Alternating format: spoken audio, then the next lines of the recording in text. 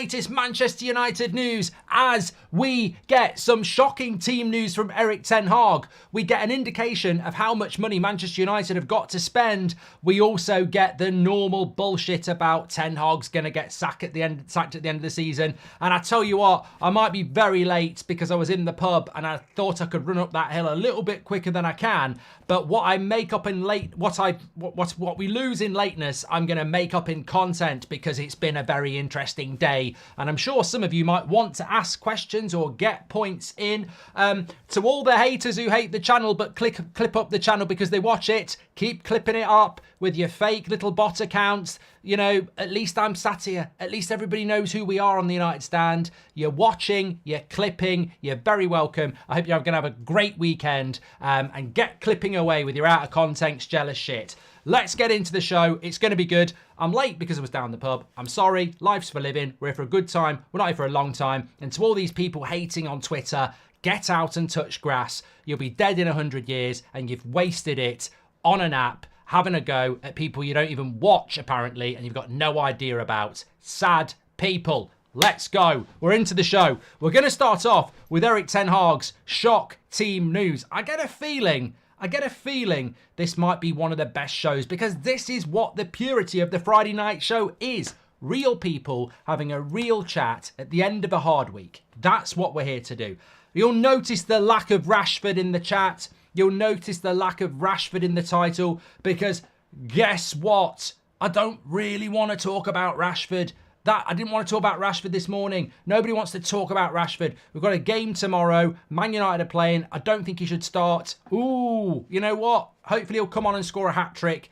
Nobody'd be happier than me. Nobody. But look, let's get into the show. So, Erik ten Hag in his press conference this afternoon. We're going to start off with a poll. Big shock team news in a sense because Mason Mount will be back tomorrow. That's not the shock. But Anthony Martial, Raphael Varane, Martinez and Luke Shaw are all expected back ASAP, effectively in the next week or two. What do you think about that? What do you think about that? I've done a little poll. Do you want Martial back? Question mark. Yes or no? How prolific was the cup? How prolific was the Cup Winners' Cup? Luna, I've had this shit question before. It doesn't make any sense. Stop putting questions in that don't make sense. You're confusing me. My mind's a bit fuzzy. I've had half a bottle of red wine. I can't understand what you mean. Mark the haters because the ain'ters, says Kevin. Look, double standards. Rashford's being abused. It's because of the United Stand. It's not. Let's abuse the United Stand on a falsity.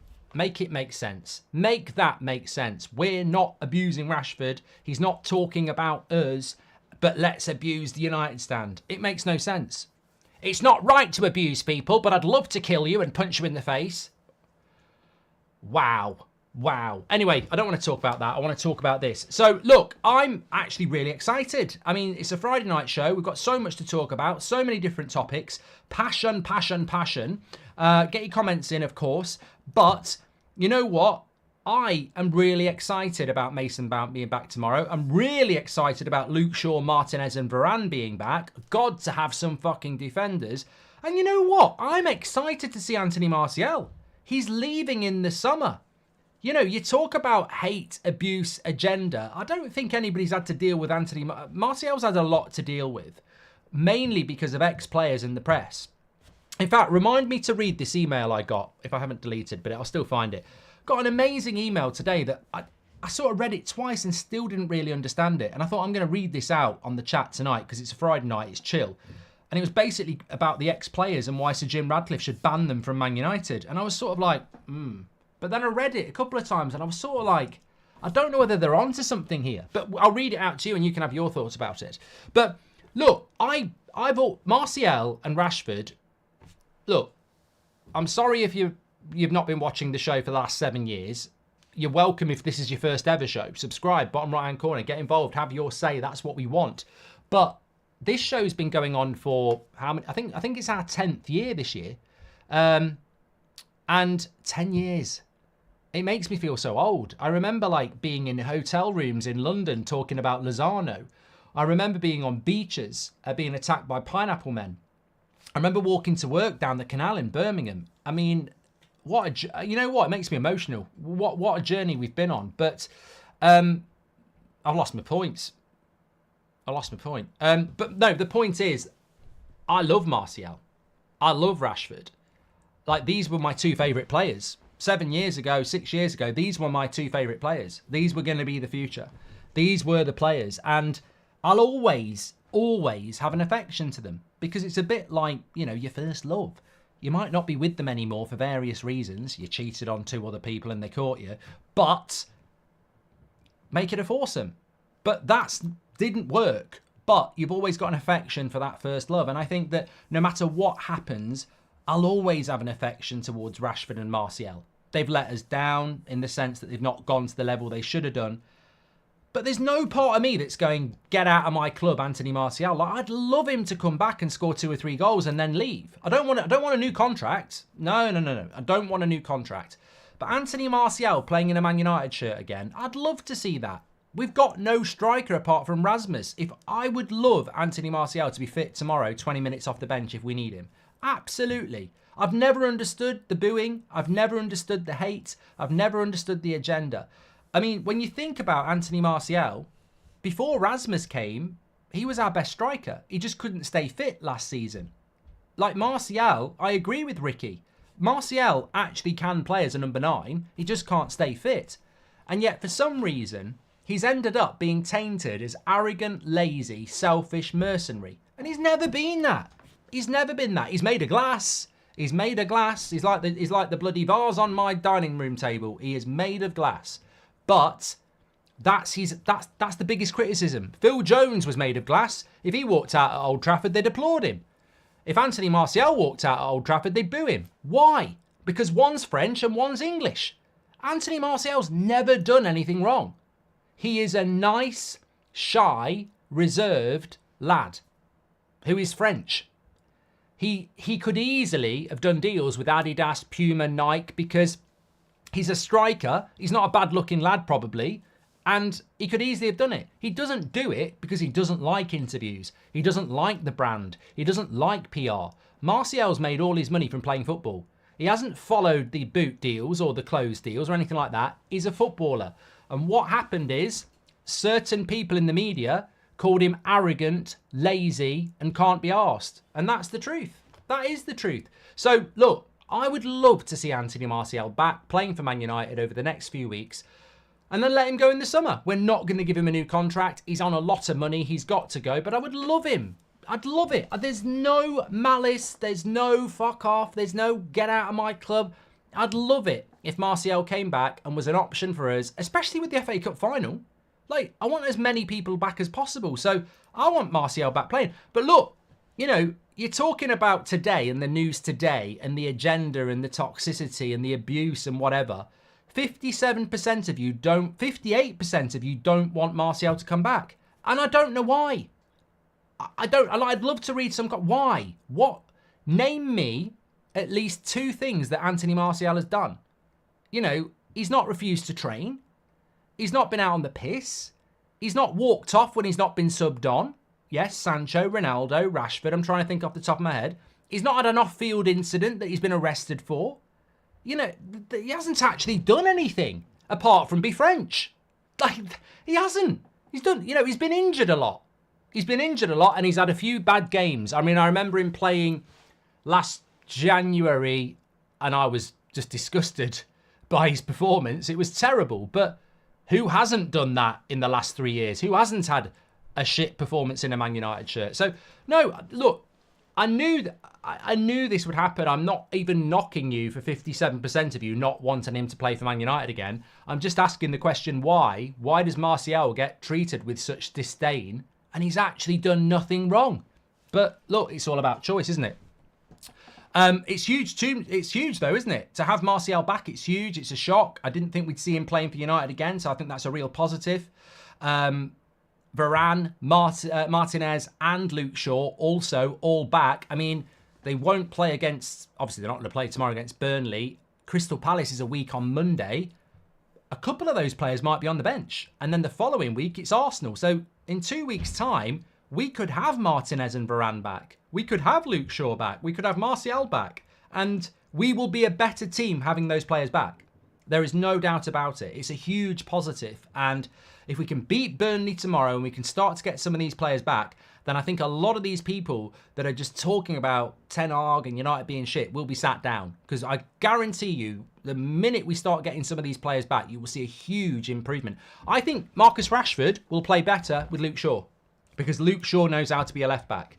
Or Garnacho. Whoever's on the left-hand side with Luke Shaw behind them, they'll be a better left winger. No doubt about it. Having a proper left back will make the left winger better, whoever it is. I guarantee you that. And we will be a better team having Luke Shaw and Martinez in it.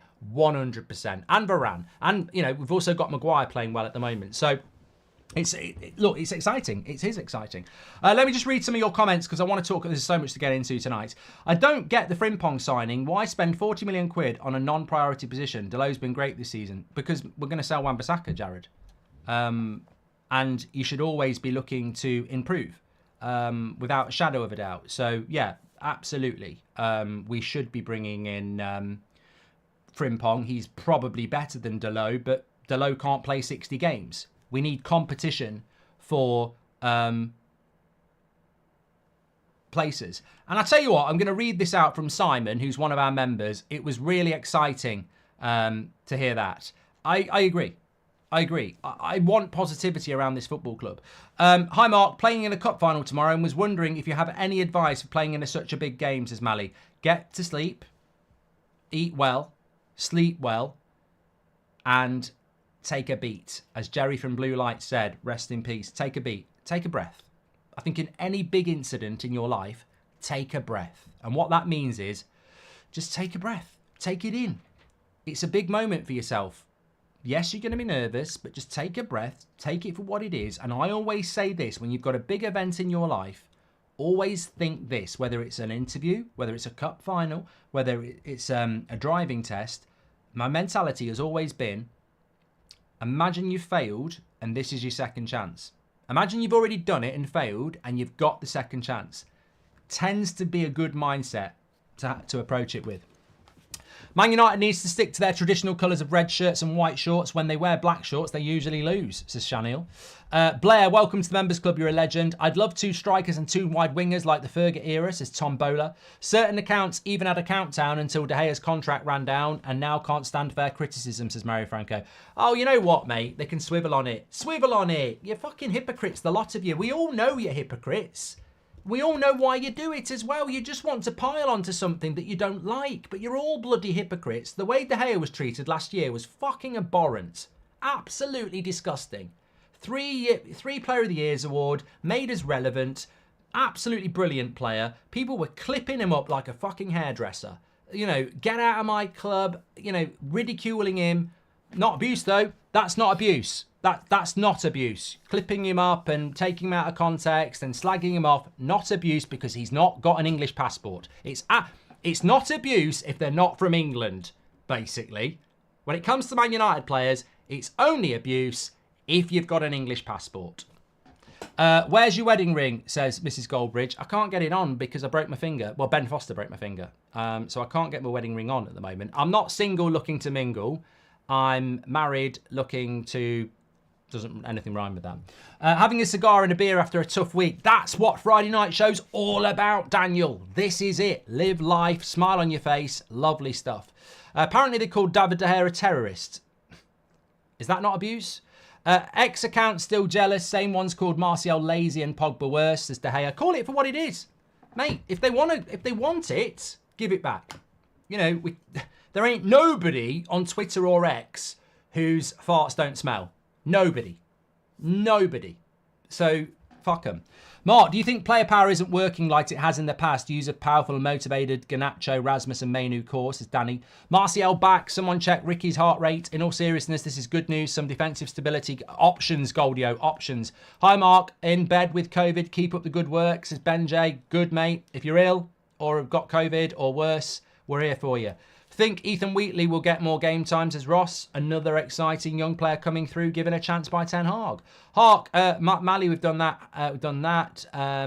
Brilliant. Loads of comments coming in. Frimpong would be homegrown because he's from the Man City Academy, says Tunt. Yes, he would. And don't you think the higher priority should be to get a left back? Well, we will get a left back, Shiba. We will get a centre back, and we will get a midfielder, and we will get a right back. Totally agree. Black shorts and socks always makes me think we will lose, especially if in midday. I like Man United in a red top, white shorts, black socks. That's Manchester United. Red, white, black. That's it. That's it. Brian says, Martial left on loan when we needed a striker. I'm over it, though, says Brian. And which pub do you use, Mark? I live in Earlswood and would love a pint with you, says Chris. Yeah, I'm not telling you, Chris. I've heard about you. You go in for a pint with Chris and you end up absolutely leathered. Manchester United, that's the only name that matters, says Streel. Anyway, right, let me talk to you now. I've still got to talk about the net spend. I've also got to talk to you about whatever you want to talk about. And I also want to talk to you about this. So tonight, another report has come out. I saw it on the United Stand Twitter account. Let me just source it because it's not worth not sourcing it. So, football correspondent for The Standard, Nizza Kinsella, 500,000 followers on Twitter. I've got 800. I'm humble. He says that Manchester United are still expected to sack Ten Hag at the end of the season. Right. They may well sack him at the end of the season, but I really hope if they do sack Ten Hag at the end of the season that this fan base grows a fucking pair, because the majority don't want to sack the manager. The fans at the ground, home and away, don't want to sack the manager. The majority of you don't want to sack the manager. So, look, there's people who want to sack the manager. Let's respect them. They're entitled to their opinion. We're not playing the hate game. But the majority don't want to sack the manager from what I see. Whether it's the Red Army, whether it's the homegrown fans, whether it's the away-grown fans, whether it's the United Stand community, which is the biggest online community in the world. Every poll I've seen, you're looking at about 70 to 80% that don't blame Ten Hag and don't want him to see him sacked. So when they do sack him at the end of the season, I hope this fan base grows a fucking pair and calls it out. Because Sir Jim Radcliffe said, I'm going to listen to the fans. That's not listening to the fans. That's Glazers, Mike Ashley FC. That's Todd Bowley. That's We Know Best. That's not listening to the fans. So your first major action is to sack the manager when the majority of fans are saying it's not the manager's fault. We've seen the manager get sacked loads of times. Clear the players out, please, Sir Jim. No, we know best. We're going to ignore the fan base and do what we do. And that's fine if it works. But I ain't going to sit... Who's been messing around with my boots? Cheeky bastards. That's how it's meant to be. I spotted that too late. You know what? One day, Mrs. Goldbridge is going to put a dildo there and I won't even notice. I'll be going, I'll tell you what, something really serious. This is a great point. And right on my right ear, there's going to be a dildo. But, yeah, I think that, look, we're just having a conversation. We're not on Question Time. We're not the Prime Minister. We're talking about football, which is a game, which is we're passionate about. And I'm sure we've got friends and wives and girlfriends and family members who can't believe how much time we talk about 22 men kicking a ball around. But we do. We're passionate. It matters to us. And I'll tell you now, it's not the end of the world if Ineos sack Ten Hag. But I'll tell you what, as well, it's not the end of the world to actually grow a pair and start being like other football fan bases are. This fan base is not Liverpool. Liverpool's fan base is better than ours. They get things done. Clubs on the continent get things done. We get nothing done because you've got Must, the 58 and everybody else who won't work together. And I suppose I'd throw our community into that, even though they don't want to because they can't face the modern world. But we have a major influence. When we did that interview with Rasmus, it went out to millions. It was a positive thing for the club and it was a positive thing for the fan base and it went out to millions. There's not anybody that can do that. The Manchester Evening News can dream about it. Mainstream media can dream about it. But we can do that. And we can do a hell of a lot collectively as a fan base. A lot more than that. But we've never been collective. We're very divided. We've always been divided. I knew we were a divided fan base in 2005. The United stand wasn't even a concept in my mind. Certain people went away and set up other clubs. Certain people screamed and shouted and said we need to protest about this Glazer ownership, and the majority ignored them. And those people will always be heroes, unsung heroes, that nobody knows their name. There was people back when the Glazers took over and said, this is a mistake, it will destroy our football club. They never get mentioned. Do you know their names? No, nobody does. And yet, they are the unsung heroes of this football club who told you what was going to happen. And ever since that day, this fan base has been fragmented. The United stand didn't come into place for 10 years. So between 2005 and 2015, it's the United stand's fault that the Glazers started destroying the club. Bollocks. This fan base is fragmented. And I would love to see a day where it collectively started doing things like Liverpool will do and like some clubs in Europe will do. But they won't, because somebody will clip this up out of context and go, cancer, this is this. Oh, yeah, I agree. Oh, I don't agree. You're a fucking idiot. Let's all fight amongst each other. It's repulsive how we do this. There is no person I wouldn't sit in a room and talk with to try and sort this fan base out and get it collective. I don't even want to be part of it. I would use this community to say, let's get behind this. Let's get behind this. But people won't come together. They just won't do it. And I'll tell you for free, that's why the Glazers are still in this football club. That's why they still own 50%. And if they sack Ten Hag, I disagree with it my whole heart. Because all I care about is fan opinion. Whether I agree with it, whether they agree with me, all I care about is fan opinion. You know, that's football. Goldbridge Saves Football podcast.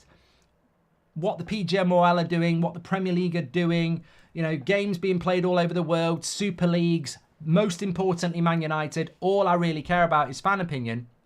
And I'll tell you for free, if Ineos sack Ten Hag, they ain't listening to you. They're not. They're listening to some of you, the minority, the 30% that think sacking the manager will help.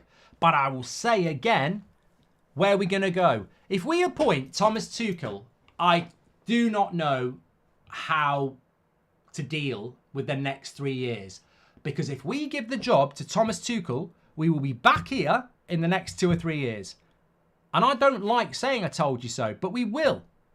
Because those players, quite rightly, will go, he's a joke. We'll play with him for a year, but he's a joke. And we'll be back here in 3 years. So who are we going to go for? Liverpool are having to gamble on an I mean, the ironic thing is, Liverpool are gambling on what we did 2 years ago. Arne Slot is just another Ten Hag. And Liverpool are going for that. And yet we're going to sack that to try something else. It's incredible. So, look, Ineos have got every right to do what they want to do. They put a lot of money into this football club. But if they sack Ten Hag and throw another manager under the bus because of everything that's the real problem, they ain't listening to the fans. They're not. They're not. I've loved Martial for years, but everyone laughs at me. The guy's quality if we give him service is Connor. Mark, we need to stick behind the manager. That results against Liverpool in the Cup is the best game I've watched against any of our rivals in years. Manchester United is PJ. On the Rashford situation, we are your biggest cheerleaders. We want you to do well. Stop attacking your own fans. It's him or his PR. He knew, says Samuel. JS has been a member for 5 months. Martial is a different option. Use him while we can. 100%. Marvin says footballing decisions should not always be based on what fans think. If they were, we would be in a worse position. They should always be left to an expert, says Marvin. I agree. I absolutely agree. You make a great point. All I'm saying is, if they sack the manager, they're not listening to the fans. I didn't say whether they should or they shouldn't, but we've got every right to react to it if they don't listen to us. Look, Ed Woodward listened to the fans on Ollie. He should never have done it. Marvin makes a great point. But my big issue with Ineos is, do I trust their expertise? Do I trust their... A lot of people trust Sir Jim. I don't. I don't trust him. I don't trust him at all. Because I don't trust the PGMOL. Trust and respect is earned. I'll trust and respect them when they start delivering. And that's not going to happen in 3 months. I'm all in for Frimpong if we sell Aaron Wan-Bissaka. Dalot has a fighter's mentality. It will only up his game. That's the competition we need. 100% Dowell. You need competition for places. I'm Martial out because he fell out with me on Football Manager, says Astro. Monkey Wrench, welcome to the Members Club. I've loved Martial for years, but get a lot of hate and laughs. The guy has had no service, says Connor. And do you think there's any validity to Eric Ten Hag going to a back three with wing backs, says Mr. Glenn Johnson? I don't know. I'm here for the Friday night show, Mark, and I'm a Chelsea supporter, says Rub. Thank you very much. Look, I said it this morning, and I'll say it to you again.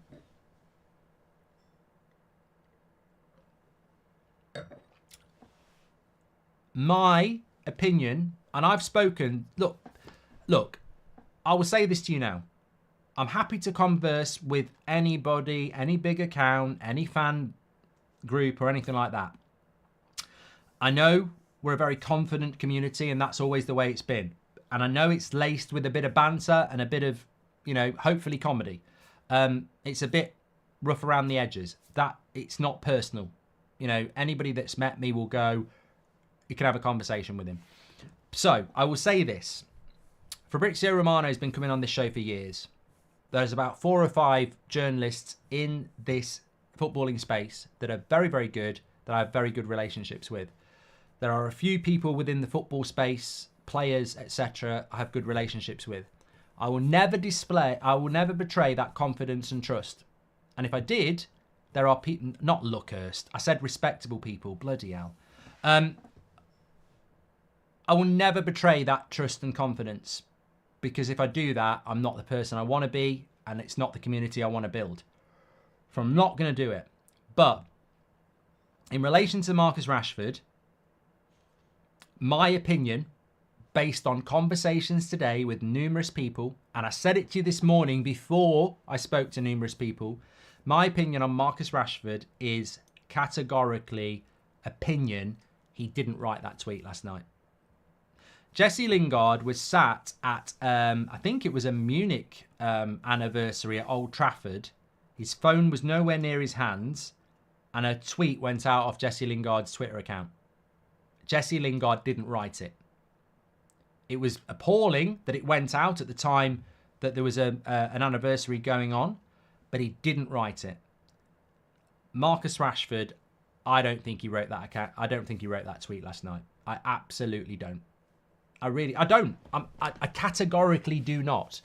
I think whoever wrote that was, for whatever reason, at midnight on Marcus Rashford's account, scouring Twitter, found a faceless bot and just interacted with it stupidly. And I think it's done Rashford damage. And I think it's done damage to the football club. And I think it's done damage to a day where we shouldn't be talking about it. But I don't think Rashford sat there doing that last night. I really don't. I'd be stunned. I'd be stunned. What do I think caused it? I think a victim mentality caused it. I really do. I think that the last few years, especially through COVID and the book and the charity work, which was amazing, was like you're flying high. You're on the top of the wave, and I think they fell off the surfboard. And I think they're struggling to get back. And all that goodwill. Look, in life, there will be times if you're a celebrity or a footballer. Gaza had it. Beckham had it. I mean, Beckham had people making Beckham mannequins hung from a bridge. That sounds horrific. I grew up in a time where that was just on the paper and people were laughing. We pretend this is real, right? This is real. Right? We pretend that we're living in a world where social media is the devil and 2024 is the sewage of society. And it's really not. It's really not. One advantage I have of being the age I am is that I have seen immense improvement in society. There are a lot of bad things about today. I think the over-reliance on technology, it pisses me off how much time people spend flipping on their phone instead of looking out at this wonderful world that we live in and enjoying it. I think people spend too much time on these apps thinking it's real life, but, I don't want to be a boomer. But when I was growing up in the 90s, in the 80s, women were suppressed by sexist males in high positions. There was very little diversity. People who weren't white in England were suppressed quite obviously in the 70s, 80s and 90s. It did happen. Homophobia was frowned upon and ridiculed quite openly. Not homophobia. Yeah, homophobia, yeah. And in 1998, David Beckham got a red card unjustly and spent the next year of his life being absolutely slaughtered. Shouted vile things about him and I think it was his wife at the time. As I said, there was a mannequin hung from a bridge in London and the papers put it out like it was funny. Now, that was happening in the late 90s. And apparently now we're worse than we were there.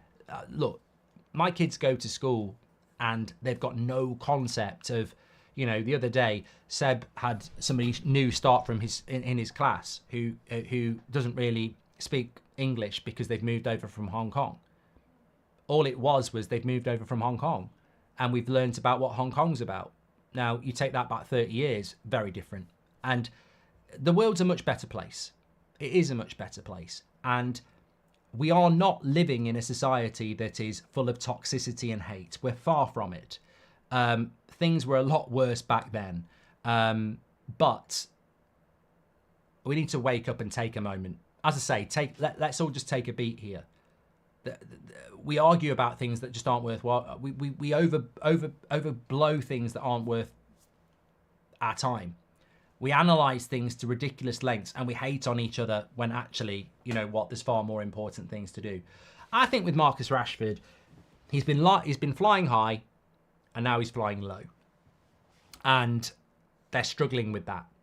And I think that whoever put that tweet out last night, and I don't think it was Rashford, is somebody that is struggling because maybe 2 years ago, everything was going their way and they had a lot of power.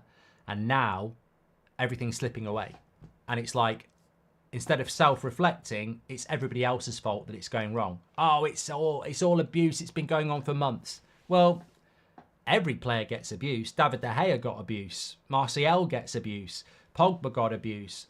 Garnacho liked to tweet and should have been suspended, according to the mainstream media, for 2 weeks. So, you know, everybody gets a bit of abuse. But ultimately, I think this is another attempt to try and turn the tide when there's only one way to turn the tide. Perform on the pitch. You know, Harry Maguire's name's been used a lot recently, and I'm a little bit uncomfortable with that because I feel that this community and channel has changed a lot over the last 18 months to 2 years. And I look back on some of it, and I don't really look back on it with any affection.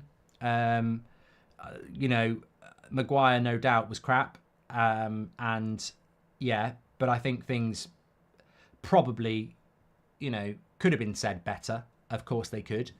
And I regret some of the things. I do. And I've said it many times. But what I've always said is about Matic, about McTominay, about Maguire, Martial and Rashford is that I've never, ever personally or seen anybody I've worked with who has such an agenda.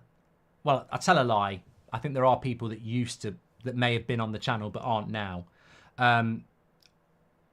But in the main, everybody, and I include you in the community, if a player plays well, people will give it. I've given McTominay man of the match. I've definitely given him man of the match this season. I'd sell him tomorrow, but I've given him man of the match. And I'd sell him tomorrow because I don't think he's good enough for where we need to go. But if somebody puts a performance in, I have no agenda. I have no stubbornness because that is an agenda. Like, and there are people like that. You do see them. Like, if De Gea had a good game last year, there were certain people who'd go, he's just doing his job. No. And I think that with Harry Maguire this season, it's been evident for a long time this season that, all right, he can't play a high line and he's never going to play for Arsenal or Liverpool or Manchester City because he just doesn't have those traits. But you put him in a West Ham team, an Everton team, he'd probably be their best player. a low line, he's a very good defender. And this season we've played a low line because we've had to, and he's been a very good defender for us. And that's why he plays for England. He is a very good defender. He just doesn't suit the way that we want to play. And he deserves the credit. Now, some people will say he's proved people wrong. I don't think he's proved people wrong, because that would dismiss the fact that he wasn't very good a year or two ago. And look at all the mistakes he made. He hasn't proved people wrong. He's turned it around. And that is the 3 words, turn it around. Only you as a player can turn it around, and it takes immense mental strength. And I spoke to somebody quite close to Maguire about 6 months ago, and we were having a chat, and basically I was saying, no bullshit.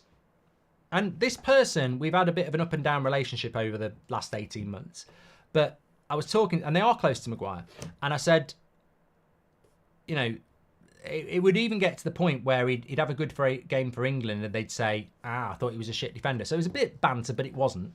But I said to him, look, no word of a lie. My son, Seb, his favourite player is Harry Maguire. He wears the number 5. He loves Harry Maguire. And there's nothing I can do about it, and I wouldn't do anything about it anyway. And he said, well, regardless of what Harry might think of you, I'm going to try and get you a signed shirt for Seb.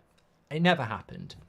But the main thing I was going to say is, amongst all that, one of the things that always comes out, even in the bad times, was that this person said to me numerous times, don't worry about Harry. He has got immense strength mentally, and it won't bother him at all. And that was like in the height of, you know, all the stuff that was going on about, you know, I think there was a bomb scare, wasn't there? There was all sorts of stuff. And he always said it numerous times. Don't worry about Harry. He won't take he won't take any notice of it. He's got immense personal strength. So the Maguire renaissance for me isn't surprising. I think there's limitations with Maguire, definitely. But I don't think he was ever going to fall off. If he'd gone to West Ham, I think he would have been like he was at Leicester, a very good centre-back. And we've benefited from that this season. And he'll definitely put his body on the line. He'll play when he's injured. And he's turned it around at Man United, 100%. So if he's in the dressing room at Man United and you're a player that's struggling and you're trying to solve your struggles through your brand or your agent or PR, it's a failure. I'd strip it down. It's about what you do on the pitch. Some people in life have got no solution. Some people in life have an illness, and the doctor says, you've got 6 months to live.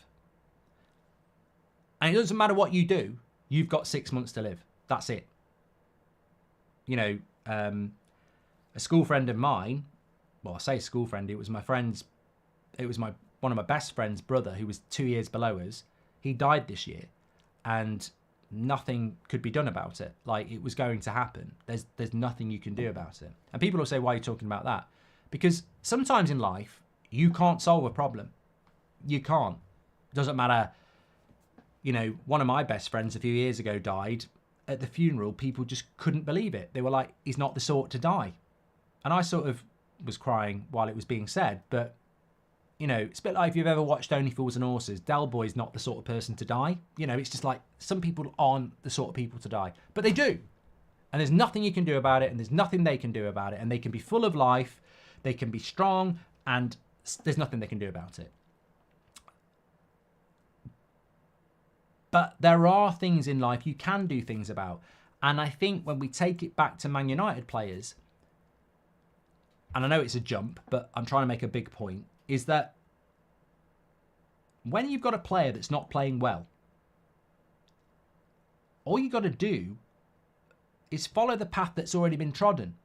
And whether that's Harry Maguire or every other player, that Alan Shearer, before Euro 96, couldn't score for toffee. You know, he really couldn't. He couldn't hit the ocean from a boat. And many people were saying, kick him out the England team. If they'd had in the Euro 96, he was brilliant because he turned it around. And as a footballer, if you're not performing, all the external noise of it's not fair that you're having a go at me. It's not fair that you want me to be sold. It's not fair that you're dropping me. Be nice, be nice. No. Shut it all down. Shut it all down. He wants you dropped. He wants you to start. He's in your fan club. He's not. She would sell you tomorrow. Shut it all down. Shut it all down and focus on you. Only you can change it, and you can change it. If Rashford went and scored tomorrow in every game till the end of the season, do you think people would be moaning about it? No, they wouldn't. You can shut it all down. You can. In fact, I got some great advice, and I would give this advice to any footballer because, let's be honest, all the abuse is on social media. Whether it's YouTube, whether it's mainstream media, whether it's newspapers. Look, newspapers have a website, that's social media. They have Twitter, X, Facebook, that's social media. Match of the day might be on the telly, but it's got social media. Sky's the same. TNT is the same. Social media is media, right? Somebody said this to me about 6 years ago. I started doing this, and another content creator, on Christmas Day, I got sent a tweet, and another content creator who'd been an arsehole from day one, basically woke up on Christmas Day and tweeted, didn't get what I wanted Goldbridge dead. And I was very early into this, and I was like, now I'd be like, it happens all the time, I don't care. But at that point, I was like, how can somebody wake up and put a tweet out like that? I don't get it. And it really bothered me, and it sort of ruined my Christmas Day, actually, if I'm being honest, because I was just like, how can somebody be like that? Obviously, I was very wet behind the ears in relation to social media, because it's horrific, and I've had a lot worse. A lot worse. I remember doing that charity stream and what somebody said about Seb. It was fucking disgusting. So look, there are horrible, vile people out there, and I should have known it from previous jobs. I've seen horrific things. But the point is, somebody said to me, you've got to use social media in a certain way. Like, don't spend time on it looking at timelines or things that you're tagged into. Post your stuff, glance your replies, get out. And don't take too much notice of it. And I think that that's the big thing, isn't it? I think when it comes to these players, and Rasmus said it in the interview with us, don't take any notice of it. Don't take any notice of it. The only person that sets your rhythm is you. And the minute you start looking at what people are saying bad about you, it will slow you down. And it's true. It's so true. I saw something today that I got tagged into by somebody that I actually gave a massive chance to in this industry, and who face to face was like a timid little kitten. And yet they get on Twitter and they're like fucking Hulk Hogan. And I got sent it and I was going to reply. And as I was typing it out, I went, fuck it, no. Close this fucking laptop down, get out in the garden and play some football with Seb. And that's what I did. And yeah, just get away from it. Players need to do that. If you spend time reading what people are saying about you, you're slowing your rhythm down. And it amazes me that we've got players that might want to do that. Mark, are you drunk? No, I wouldn't be able to do it. I used to do Instagram lives drunk, trust me. KFJ says, Mark, I want to talk about this net spend anyway. Let's get back onto that. KFJ says, Mark, I'm happy we acknowledge Harry and his mental strength. He isn't good enough. Look, the thing is, like, for all the people that lie about what we are, I genuinely think for the last 2 years, this community has been the best it's ever been. We fell out on things. I protected Rashford 2 months ago. You all hated me for it. I've stuck with this manager. A lot of you don't like me for it. But I think, it's took a long time, and it is a new media. And it's took a long time, but I think we're in a really good place. A lot of the decisions we make, I agree with. I think a lot of things we do are for the betterment of this football club and this fan base. But of course, there's legacy stuff. There's people out there who try and paint a picture. And I speak to a lot of people, whether people like it or not, I do. There'll be people going, oh, these sources are like my cupboard. Well, unfortunately, they're not.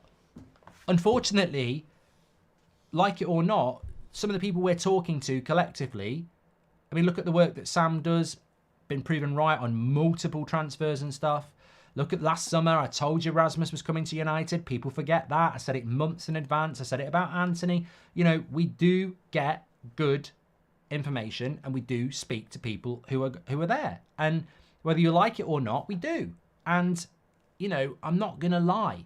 Like, that's a true story about Maguire, and I've been told it for the last 2 years by somebody very close to him, even at the height of him playing shit and, you know, some of the pile-on. The feedback was always, he'll be water off his duck's back. He's got immense mental strength, and it won't detract him from what he wants to do. And to be honest, it's been proven correct. And I'm not going to not call it out, because I probably would look to cash in on him on the summer because he's got value now. Can you please call my brother Sylvan? I don't know what that is, Remo, so I'm not going to say it. Sulai says that Rashford's the definition of shameless. Maguire deserves huge credit. As for Ten Hag, I hope you turn it around. I'm not a believer, though. We'll see. I'm continuously scoring worldies in my back guards as Shea. And I remember Beckham's mannequin being burnt and hung, verbally, mentally abused. Not saying Rashford isn't being abused, but he's got to be stronger mentally, says Samuel. I tell you what, if what happened to Beckham in 98 happened now, the government would get involved. Yeah, they would. Mustafa, welcome to the Members Club. Sacking's gifted a membership. I back the manager that's willing to get rid of these players, says Parker. Expert Ranyik wanted Diaz, Haaland and Alvarez. Ten Hag wanted Gakpo, Nunez and Anthony. Wouldn't mind leaving the big decisions to the experts at Ineos, says Eduardo. And if you remember during COVID, Rashford is exactly the same as he was now, says Connor. I've loved Martial for years, but everyone laughs at me. The guy's quality, says Connor. We've spoken about that. Right, there was a story in the ESPN today that Man United, I think it was from Mark Ogden, that Manchester United's net spend, Man United have got money, but United's net spend is expected to be £100 million this summer. Now, I think Mark Ogden has copyrighted and patented this statement because it's definitely happened for the last 2 years. So it's a hat trick. This is a hat trick, right? So he's definitely said this a few times. No doubt about it. And yeah, look, all I can say is this has been said 3 years in a row that our net spend will be £100 million. So I've got to say that. But remember, it's net spend. So if Man United sell £150 million worth of players and our net spend is 100 million, we've just spent 250 million. So I sort of agree. I actually don't know, but my predictions are that I sort of agree. I think £100 million, and Lucas says it's peanuts, but that's what we can spend tomorrow from our own revenue. And it won't be much more than that. We're in massive debt. We're in huge debt. Some say it's close to £1 billion. We're trying to build a new stadium. The Glazers are still here. I think £100 million is about all we've got to spend this summer. But don't get your knickers in a twist or your pants, because it's net spend. And I said this to you last weekend. We could spend 300 million and still have a net spend of 100. So basically this summer will come down to what we sell. We've got 100 million pounds and you sell 150 million pounds worth of players, you can spend 250 million pounds, but your net spend will be 100. So basically we've got 100 million pounds in our pocket that we can spend. You're basically going to get 2 players, but for every player we sell, we can buy more. That's the way to look at it. I mean, if we sell 300 million pounds worth of players, we could have 400. So I don't know whether Mark Ogden's correct, but I actually do agree that we probably have only got about 100 million pounds in our pocket, because I look at the figures quite regularly. I look at the finances. I look at the last few financial years. We haven't got a lot of money. Like, where is this 100 million pounds even coming from? Like, where is the revenue? The wages are massive. So I think £100 million is about right. But the minute you sell Rashford... Sorry, don't worry, that wasn't a slip. We're not selling Rashford. The minute you sell Greenwood, you've got £140 million. The minute you sell Casemiro, you've got £170 million. The minute you sell Wan-Bissaka, you've got £200 million. The net spend's still 100, but you're spending 200 because you're selling to buy. So I'm not... This is what I mean when people say I wouldn't sell Wan-Bissaka, I wouldn't sell Greenwood, I wouldn't sell Varane, I wouldn't sell Casemiro. Well, you've only got £100 million to spend then. And it's a good way for fans to figure it out. If we don't sell anyone, you've only got £100 million to spend. So if you want to buy 5 or 6 players, you've got to sell 4 or 5.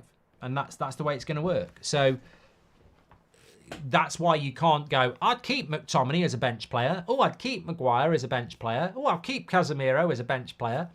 Yeah, you're only buying 1 or 2 players this summer. So that's all that's going to happen, isn't it?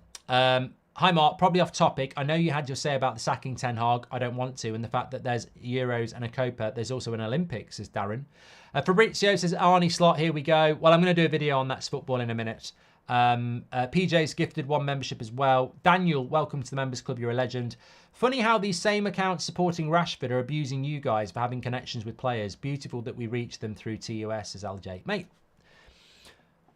I've had a great day today. I've done 2 shows with you fantastic people. I've played a bit of FIFA where Rashford was brilliant.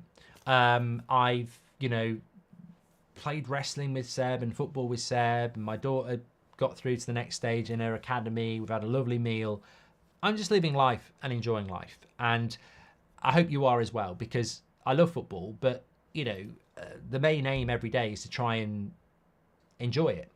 Because you don't know how long you've got. It might be a bus tomorrow or something like that, driven by one of these Twitter accounts. But these people live off lies and then abuse people. I find them hilariously hypocritical. And it's been going on for years. It is what it is. They're hypocrites. And they can't even see it. They abuse people who they think are abusing somebody else. We're not.